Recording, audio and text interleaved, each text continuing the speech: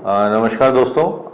आजकल हम जानते हैं कि बुखार के बाद जोड़ों का दर्द बहुत ज़्यादा फैला हुआ है और हम लोग में से काफ़ी लोग जो हैं इस प्रॉब्लम से जूझ रहे हैं। लोगों को कई कई हफ्तों तक दर्द बना रहता है। आइए इसके बारे में हम लोग कुछ चर्चा कर लें। ये जो जोड़ों का दर्द बुखार के बाद आ रहा है, इसका मेन कॉज है चिकनगुनिया। तो चिकनगुनिया क्या होता है? नाम तो ठीक है, लेकिन होता क्या है? चिकनगुनिया एक वायरस है जो मच्छर के काटने से बॉडी में स्प्रेड होता है। होता क्या है कि मच्छर ने काटा और बॉडी में वायरस स्प्रेड हुआ। उसके बाद जब बॉडी इस वायरस को पहचानती है तो इसको मारने की कोशिश करती है, जिसको हम लोग बॉडी की इम्यूनिटी कहते हैं। तो जितनी ज़्यादा इम्यूनिटी से बॉडी वायरस को मारेगी, उतने ज़्यादा सिम्टम्स हम लोग में पाए जाएंगे। तो अगर वायरल लोड ज़्यादा है या उम्र 45 साल से ज़्यादा है या बॉडी में इस वायरस को मारने के लिए ज़्यादा इम्यूनोलॉजिकल रिएक्शन होता है, तो फिर हम लोग को फीवर, बुखार, अलग अलग जोड़ों में तकलीफ या 20% पेशेंट्स को नर्व की भी इन्वॉल्वमेंट, जिसको हम लोग टिंगलिंग कहते हैं, उसमें भी देखा गया है। तो ये बात समझ में आ गई कि सिम्टम्स क्यों हो रहे हैं। सिम्टम्स हो रहे हैं बिकॉज बॉडी अपनी इम्यूनिटी की वजह से वायरस से लड़ रही है और उसके वजह से ये जगह जगह ये इम्यूनोलॉजिकल कॉम्प्लेक्सेस जॉइंट्स में इकट्ठे हो रहे हैं, जिसके वजह से जोड़ों में दर्द होता है। अच्छा, ये देखा गया है कि इसमें जो जोड़ों का दर्द है कई हफ्तों तक रहता है। तो ये जो प्रॉब्लम है, इसको साइंटिफिक एविडेंस के हिसाब से 4 पार्ट में या 3 पार्ट में बांटा गया है।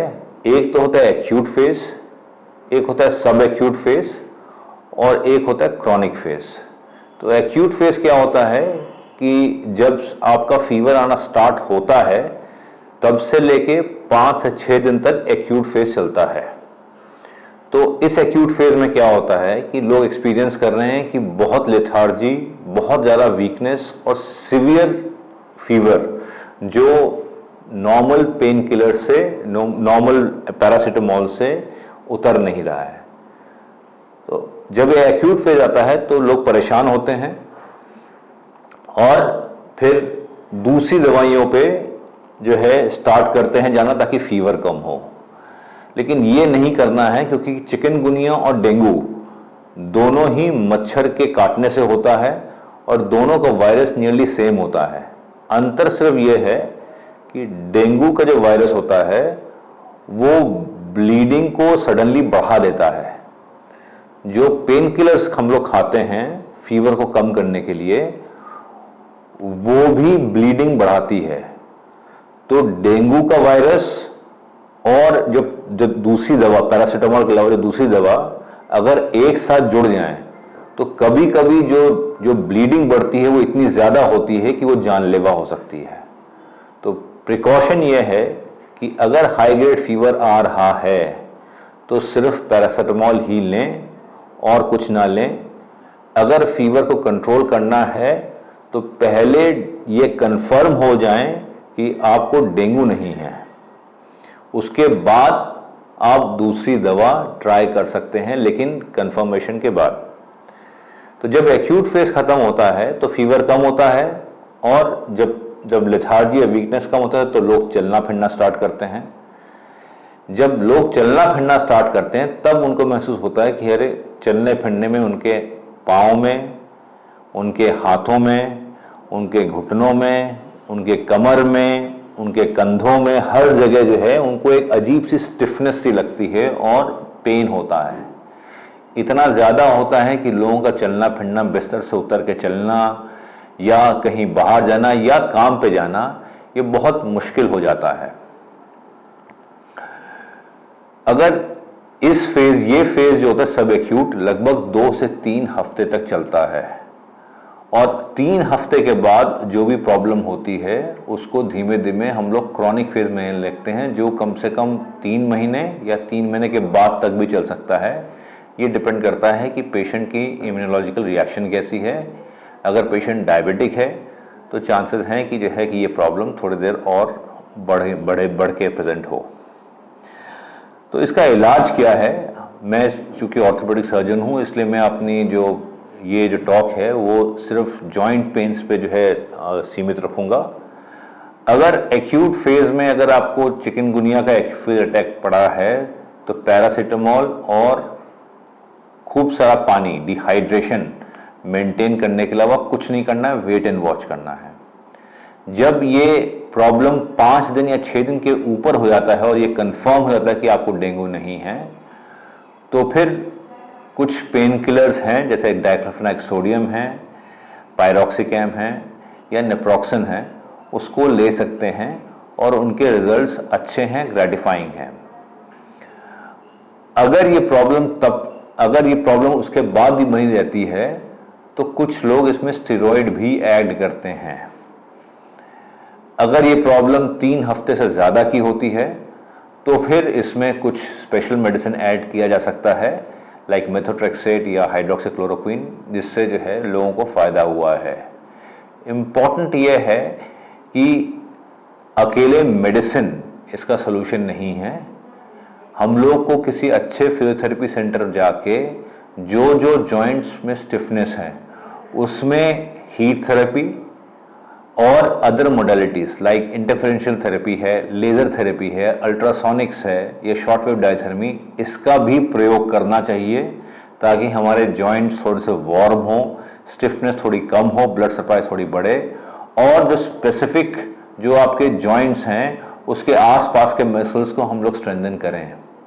हाँ, ये प्रॉब्लम कष्टदायक हो सकती है और उस समय हम लोग को लगता है कि हम लोग लेटे रहें तो अच्छे रहेंगे, लेकिन वो सोल्यूशन नहीं है।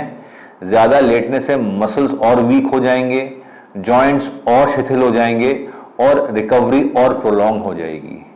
तो सोल्यूशन इसका ये है इस प्रॉब्लम का कि आराम से जो है आप हाइड्रेट रखिए अपने आप को, बहुत ज़्यादा अपने आप को स्ट्रेस आउट नहीं करिए, अच्छी नींद लीजिए, जो दवा स्टेज के हिसाब से वो लीजिए, और अपने जो आपका कर्तव्य है अपने बॉडी की प्रति वो ये है कि एक अच्छे फिजियोथेरेपी सेंटर में जाइए जहां आप हीट मोडालिटीज़ का उपयोग कर सकते हैं ताकि आपके ब्लड सप्लाई बढ़े और आपके जॉइंट्स सपल रहें, आपके जॉइंट्स मुलायम में लचक रहे और आपके मांसपेशियां मजबूत रहें। इसके लिए आपको स्पेसिफिक एक्सरसाइजेज जो आपको फिजियोथेरेपिस्ट बताए वो करें। तो उम्मीद, बहुत कम पेशेंट्स में ऐसा होता है कि ये प्रॉब्लम्स 1-1.5 साल तक रहता है और वो कन्वर्ट गठिया बाई में हो सकता है, लेकिन वो बहुत रेयर है और उसके लिए आपकी इम्यूनिटी बहुत पुअर हो तभी ये प्रॉब्लम होती है, वरना अन्य नहीं होती। तो कंक्लूड करने पे ये हम लोग ये निष्कर्ष निकलता है कि हाँ, ये प्रॉब्लम कुछ दिन बहुत ही लिमिटिंग होती है। हम लोग अपने काम में जा नहीं सकते, हम लोग को मतलब चलना फिरना बहुत ही दूभर लगता है, लेकिन ये कुछ हफ्तों की ही बात है। अगर हम लोग डेंगू को रूल आउट करें, सही मेडिसिन लें और अगर फिजियोथेरेपी जो लेटेस्ट फिजियोथेरेपी मोडालिटीज़ का यूज़ करें, अपने मसल्स को स्ट्रॉन्ग रखें और अपने जॉइंट्स को अगर मोबाइल रखते हैं तो हम लोग इस प्रॉब्लम की समस्या को सुलझा सकते हैं और जल्द ही अपने नॉर्मल लाइफ में वापस जा सकते हैं।